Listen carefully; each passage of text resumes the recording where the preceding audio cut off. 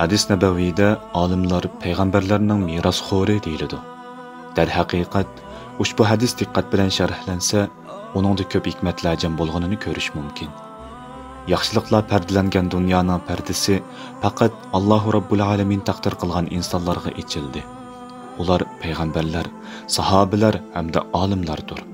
Ular o'z zamonasining ilg'or insonlari bo'lishgan edi.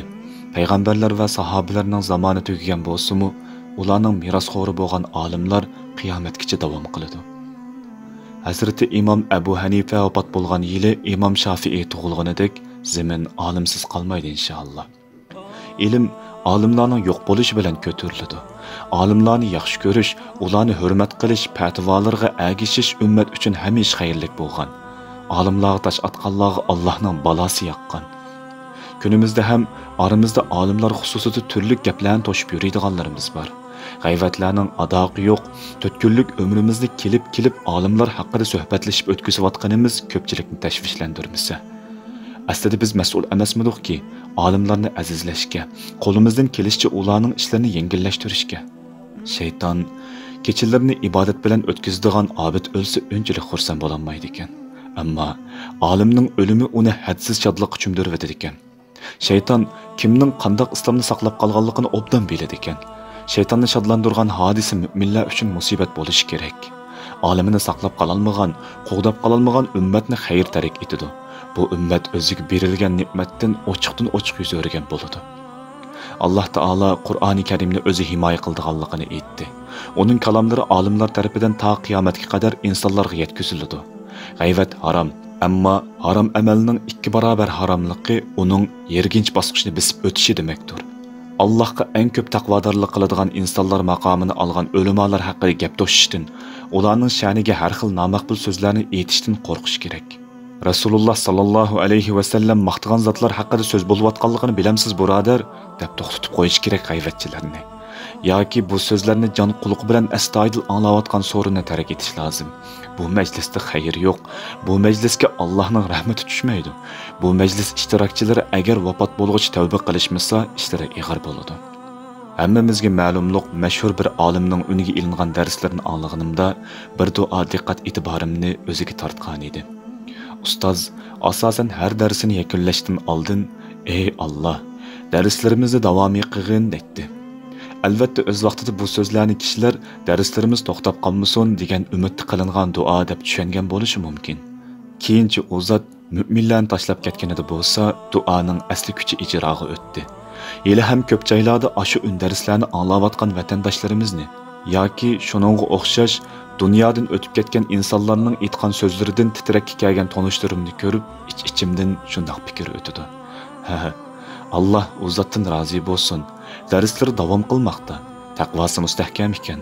Hamda texi iymon lazzatidan bahr ilayotganlarga, iymoni e'tiqodi yo'lda ko'rash qilayotganlarga darslar yetib turibdi. Alloh taolo insonlar yetkazishni xohlagan narsaga hech kim to'sqinlik qila olmas ekan. Ey Alloh, darslarimizni davomiy qilgin deb duo qilgan zotdan Allohning o'zi rozi bo'lsin. Xolis so'rgan ekan, duolari ijobat bo'lmoqda. Qanchalagan tiriklarning mu'minlar ichida yurganligini, olimlik davosini qilayotganligini ko'ramiz. Ularning manfaati ana shu birlilintida aytilgan so'zlarchilik foydali emas. Insonni inson qilgan amalidir. Agar taqvo bilan zinnatlansa, oddiy so'zlarmi shahasar bo'ladi. Har qancha fasohatli so'zlarni tirib aytishga urinmang. Agar unda taqvo bo'lmasa, ustidan o'chib ketadigan sahibiga o'xshaydi. Mubada olimlar ko'zi bilan dunyoni ko'rolmaydi ekanmiz, bo'ldi qiling, yukimiz ig'ir dunyoda ularni tinch qo'yayli. Payg'ambar sallallohu alayhi va sallam juma kunlari bir ko'takning oldida xutba o'qitdi. Keyin sahobalar u zotga munbar yasab berishdi. Shuning bilan yeliq ko'tak yig'ilgan ekan. Allohning rasuli oldidan ketib qolganligini ko'rib, ko'tak faryod chekishga boshladi. Rasul akram sallallohu alayhi va sallam buni ko'rib, uni tinchitgan ekan. Hasan Basri rahimahulloh ushbu voqeani so'zlaganida qavmiga qarab, "Shu yog'ochchilik bo'lolmasanglar, ha? Rasululloh sallallohu alayhi va sallamni shu yog'ochchilik yaxshi ko'rmasanglar, ha?" dedi. Hasan Basri olim zot edi. U qavmining zalolatga ketishini to'sib qolgan insonlardan hisoblanadi. Olimlar hadis ilmida bizning ko'zimiz ilg'amaydigan, bizning fahmimiz idrok qilinmaydigan jihatlarni ko'rishidi. Yog'ochning yig'ilganligini, Rasululloh sallallohu alayhi va sallamning uni tinchlantirganligini tasdiqlagan holda, shu yog'ochchilik bo'lolmasanglar ha deb tanbih bergan zotlar har bir qavmga kerak. Agar ana shundoq insonlarni xor qiladigan bo'lsa, bu ummat xorliqqa yuzlanadi. Agar biz bugun olimlarimiz haqida fitna ig'vo qilishni to'xtatmasak, ertagacha bu g'ayvatlarimizning samirib ketishida shubha yo'q.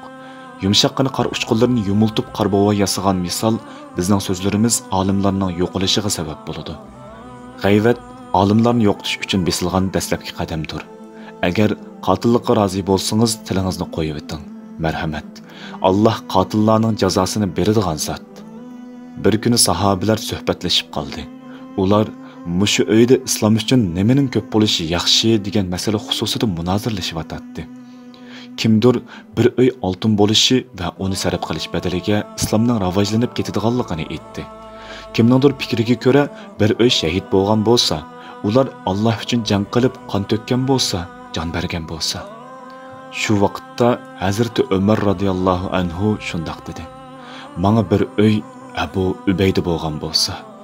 Abu Ubayda sahobalarning ichidagi mujtahid olim. Amirul Mu'minin haq so'zni aytgan edi. Bir uy oltin, bir uy shahid, bir uy boshqa narsa bo'lganidan bir uy olim bo'lsa. Islomga ana shuning foydasi ko'proq edi. Insof bilan ayting, sizga shu taklif berilsa yoki paloni odamni elib kelish imkoniyati berilsa, bir uy paloni olim bo'lgan bo'lsa demasmidingiz? Shaxsan biz degan bo'lardik.